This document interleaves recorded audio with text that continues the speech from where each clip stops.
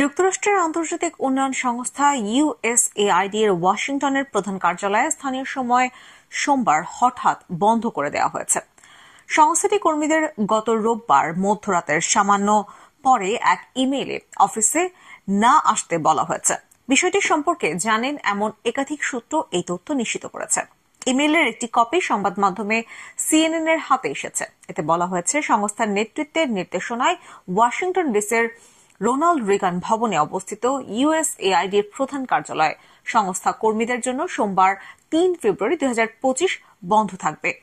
USAID এর যেসব কর্মী সাধারণত প্রধান কার্যালয়ে কাজ করেন তারা সোমবার বাসা থেকে কাজ করবেন। তবে একান্ত প্রয়োজনে কোনো কর্মীকে কর্মস্থলে এবং ভবন রক্ষণাবেক্ষণের কাজে আসতে হলে জ্যেষ্ঠ নেতৃত্ব ব্যক্তিগতভাবে যোগাযোগ করবেন।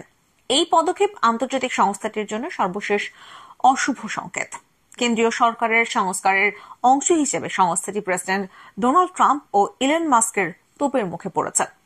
ট্রাম্প ও তার মিত্ররা বলেছেন, ইউএসএআইডি অনেক বেশি পক্ষপাত দুষ্ট এবং ডেমোক্রেটদের প্রতি সহানুভূতি সম্পন্ন। সোমবার সকালে এক্স স্পেসে এক আলাপচারিতায় প্রযুক্তি উদ্যোক্তা ইলন মাস্ক বলেছেন, সংস্থাটি বন্ধ করতে ট্রাম্প সম্মত হয়েছেন। তবে কয়েকদিন ধরে যুক্তরাষ্ট্রের কংগ্রেস দ্বারা প্রতিষ্ঠিত স্বাধীন সংস্থাটির ভবিষ্যৎ নিয়ে জল্পনা চলছে।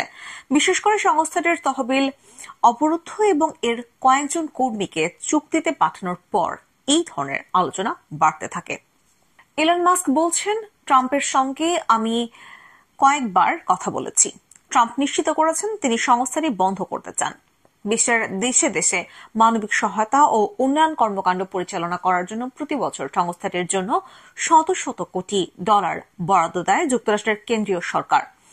গত রোববার সন্ধ্যায় ইউএসএআইডি নিয়ে সাংবাদিকদের প্রশ্নের জবাবে ট্রাম্প বলেন, এটি একদল উগ্র পাগলের মাধ্যমে পরিচালিত হচ্ছে। আমরা তাদের বের করে আনছি এবং তারপর আমরা এর ভবিষ্যৎ নিয়ে সিদ্ধান্ত নেব।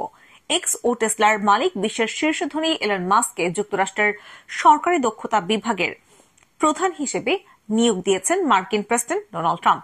সম্প্রতি ওয়াশিংটন ডিসিতে ইউএসএআইডি এর প্রধান কার্যালয়ে ওই বিভাগের ব্যয় সংকোচন সংক্রান্ত টাস্ক ফোর্সের সদস্যদের সংরক্ষিত এলাকায় ঢুকতে দেননি নিরাপত্তা কর্মকর্তারা।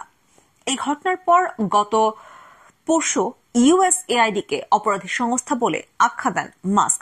গত পরশু ইলন মাস্ক এক্সে লিখেছেন, এটি ইউএসএআইডি বন্ধ করে দেওয়ার সময় এসেছে।